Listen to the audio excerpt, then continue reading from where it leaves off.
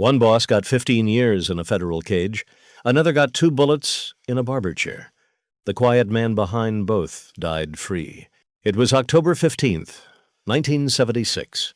A comfortable brick house on Club Drive in Massapequa, Long Island.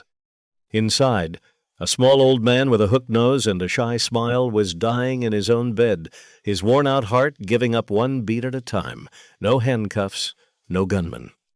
If you have seen the film Boss of Bosses, you have seen this world through Paul Castellano, the man who inherited the throne. Hollywood gave you the heir. His name was Carlo Gambino, 5 feet 7 inches of silence. He drove a battered old car and lived for decades in a modest row house at 2230 Ocean Parkway in Brooklyn. And for 19 years, he ran the largest and richest criminal organization, a family that government investigators believed was pulling in as much as $500 million a year. This is the story of how a seasick stowaway became the last true boss of bosses, how the 2 most feared men in the American Mafia were removed from the board without Carlo ever raising his voice. Here is the question historians still argue about. Did Carlo Gambino plan the great betrayals of his era, or did he simply let louder men believe the ideas were theirs? To answer that, you have to go back to Palermo. Carlo was born there on August 24, 1902, into a family woven into the honored society on both sides. His mother's people were named Castellano. Hold on to that name. It returns at the end of this story with 6 bullets attached. Carlo grew up with manners in church on Sunday, but in Palermo, the men who really ran things wore no uniforms, and he was running errands for them before he could shave. By his late teens, most accounts agree, he had been formally inducted into the Sicilian Mafia, a made man before he was old enough to vote. Then America called. Prohibition had just turned alcohol into liquid gold. In the winter of 1921, Carlo hid aboard a freighter called the SS Vincenzo Florio, kept alive by a bribed crew on anchovies and wine. He stepped onto the docks at Norfolk, Virginia, 2 days before Christmas, 1921, 19 years old. Seasick, half-starved, and completely illegal. He stayed illegal his whole life. The government spent 4 decades trying to deport him and never managed it. He went straight to Brooklyn, to his Castellano cousins, who ran a butcher business with trucks to move the meat. Trucks that hauled meat by day could haul whiskey by night.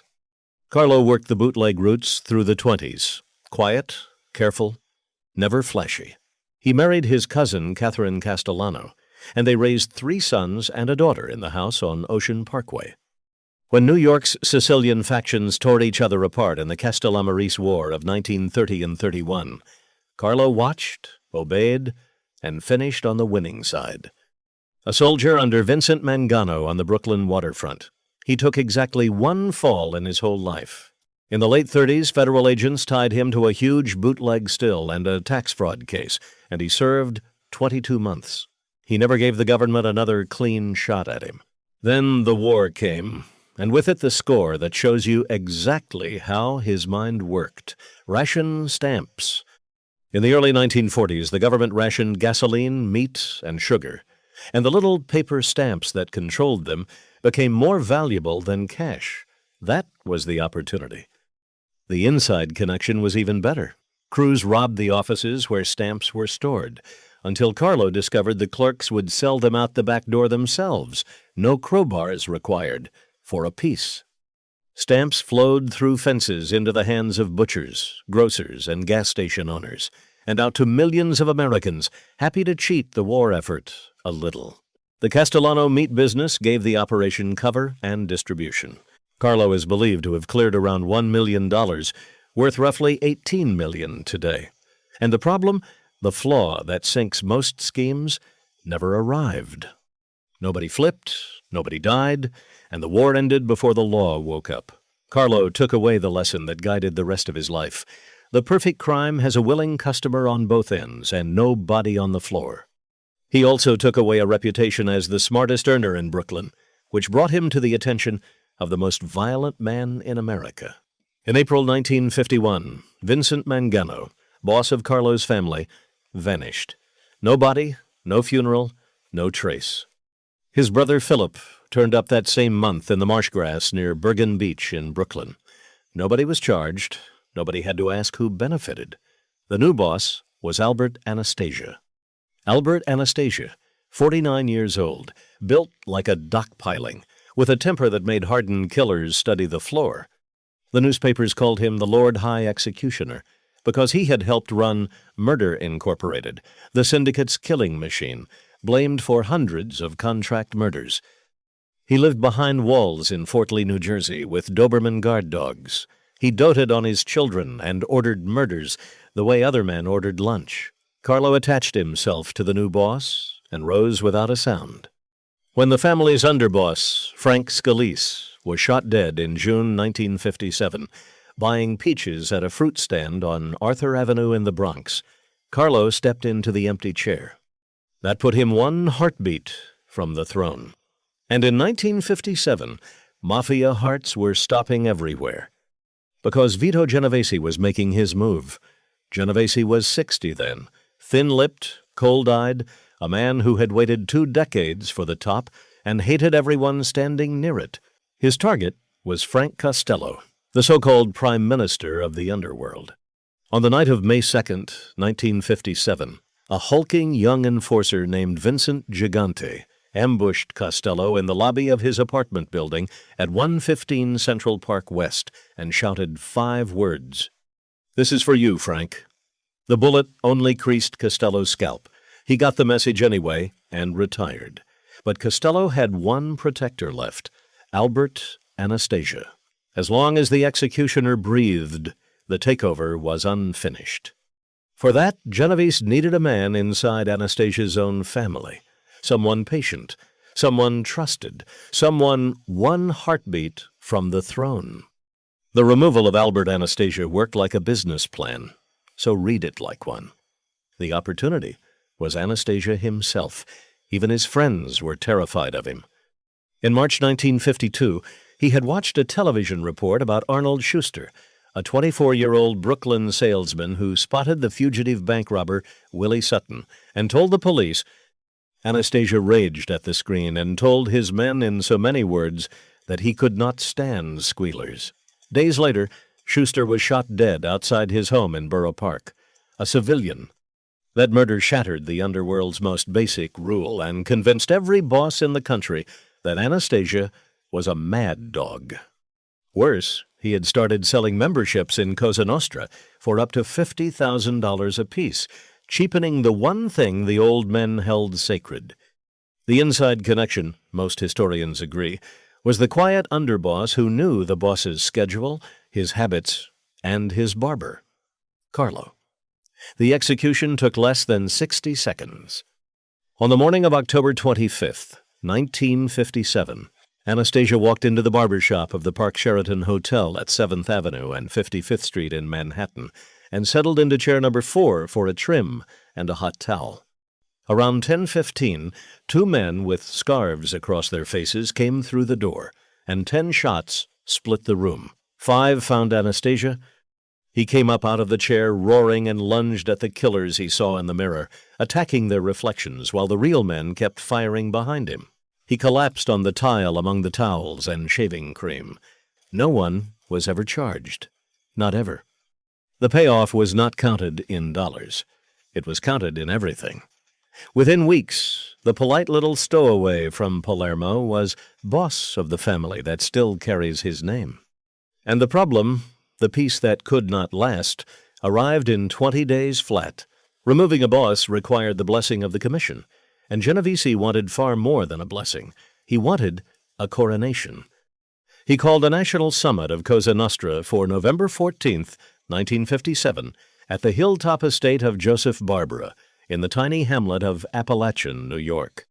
Bosses from across the country rolled up the dirt road in Cadillacs. Then a state police sergeant named Edgar Croswell noticed too many expensive cars at the home of a soda distributor and set up a roadblock. What followed was the most humiliating day in Mafia history.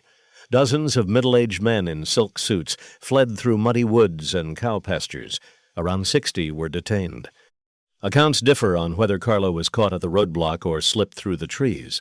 Either way, Appalachin put the Mafia on every front page and forced J. Edgar Hoover to finally admit the organization was real. Genovese still believed Appalachin had crowned him boss of bosses. He had no idea that the quiet man he had just helped onto a throne was already measuring him for a prison cell. What happened next was never proven in court, but men close to Lucky Luciano told the story for years. 4 men, the story goes, pooled $100,000. Luciano in exile, Costello in retirement, Meyer Lansky in Florida, and Carlo in Brooklyn. The money bought a witness. Nelson Cantelops, a Puerto Rican drug courier sitting in prison, a nobody who should never have been within 10 floors of a boss. Suddenly, Cantelops could describe in remarkable detail how Genovese personally ran a major narcotics network. Prosecutors could hardly believe their luck. In April 1959, on the word of a street-level courier, the most feared boss in America was convicted of narcotics, conspiracy, and handed 15 years. If the story is true, Carlo's share of the bribe came to $25,000 to erase the most dangerous man in the country. Genovese ran his family from a cell for a decade and died in a prison hospital in Springfield, Missouri, on February 14, 1969, Valentine's Day. Some historians doubt the setup story. Nobody doubts who benefited. Now look at the board. Anastasia dead. Genovese caged. Costello retired. Luciano dropped dead in exile in January 1962. The giants were gone, and the shy stowaway from Palermo was quietly the most powerful criminal in America. He never called himself boss of bosses. He never had to. The empire he ran from that row house was breathtaking. The Brooklyn docks, union locals, garment district trucking, loan sharking at 2 points a week, numbers and dice in every borough. Hijacking out of the airport that became John F. Kennedy International. All of it feeding an income worth billions a year in today's money. And Carlo still drove the old car, still kissed his wife Catherine at the door. When trouble came, he turned it into ownership.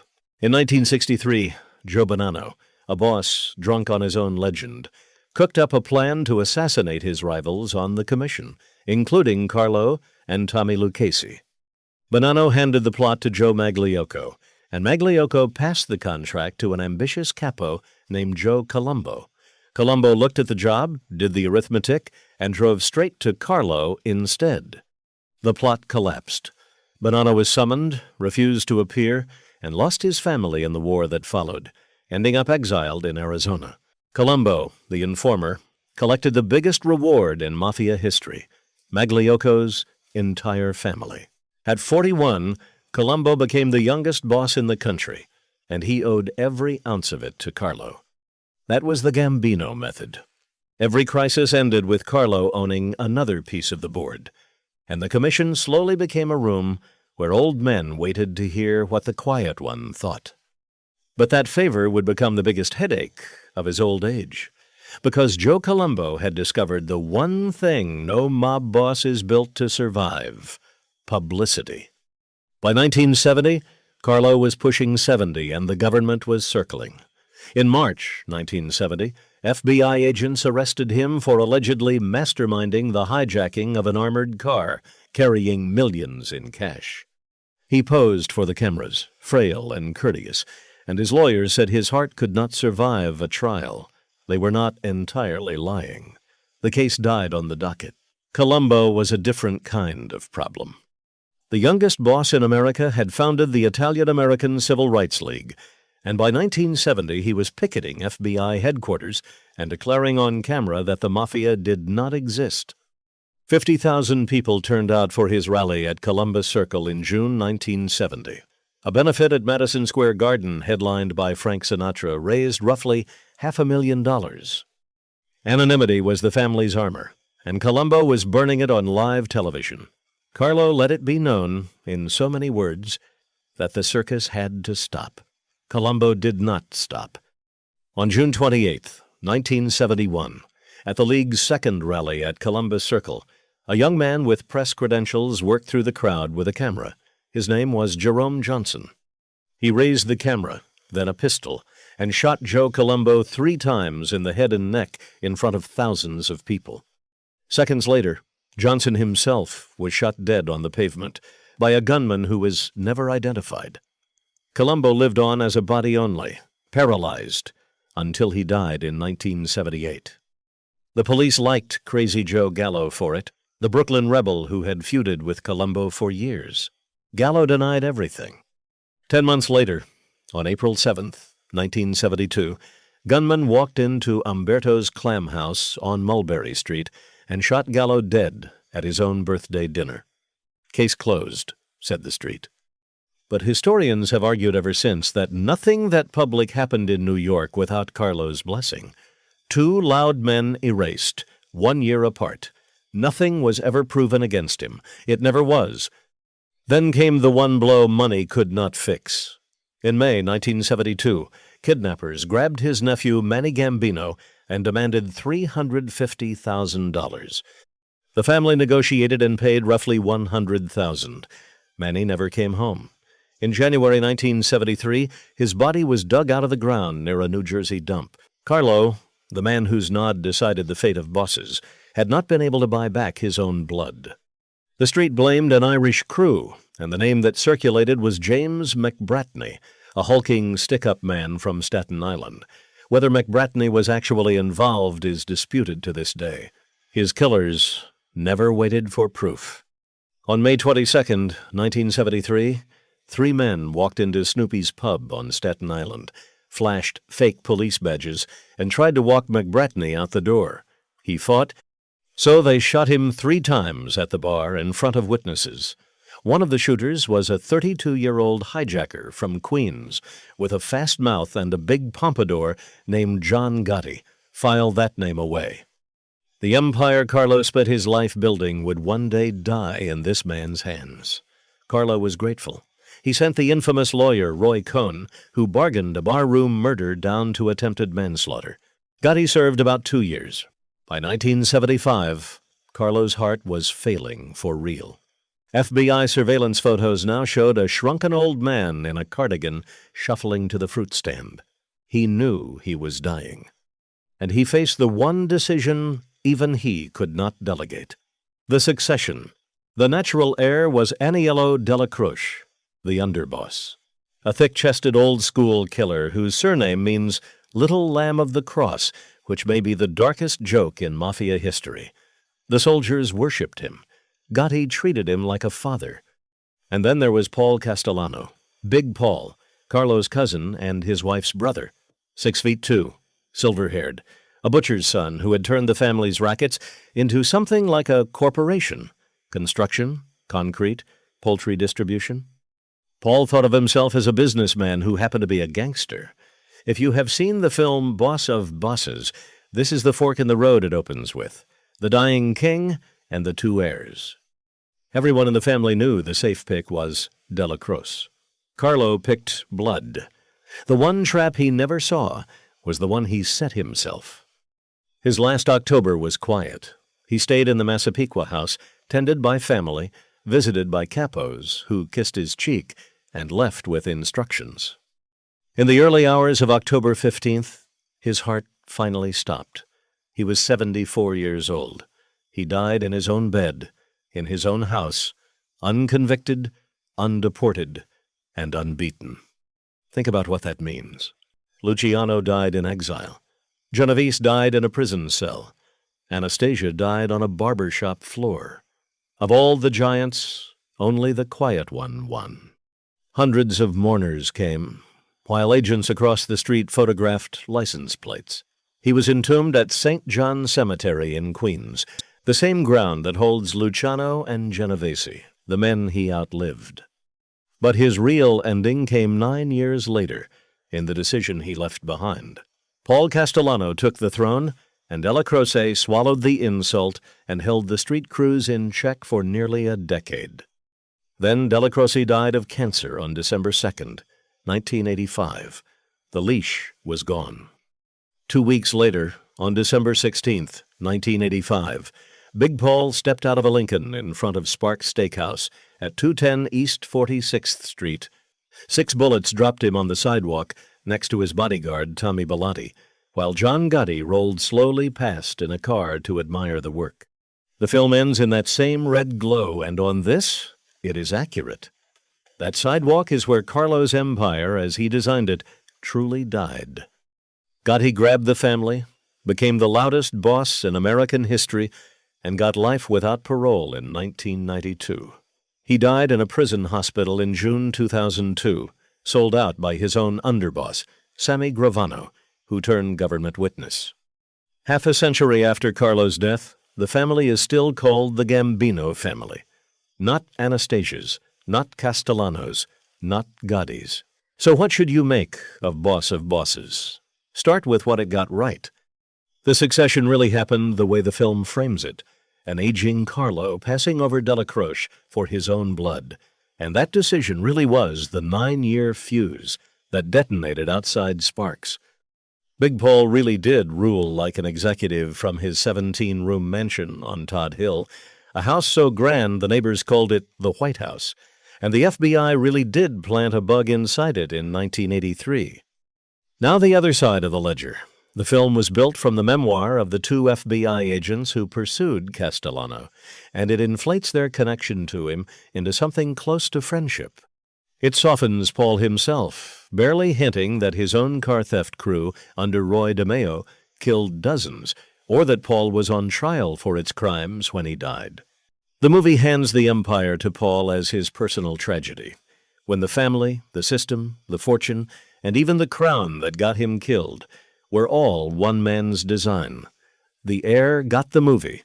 The architect got everything else. Carlo Gambino spent 50 years proving a single idea. Real power never announces itself. It just outlives everyone who does. If this story earned your time, subscribe. And tell me in the comments which name you want opened next. The vault is deep.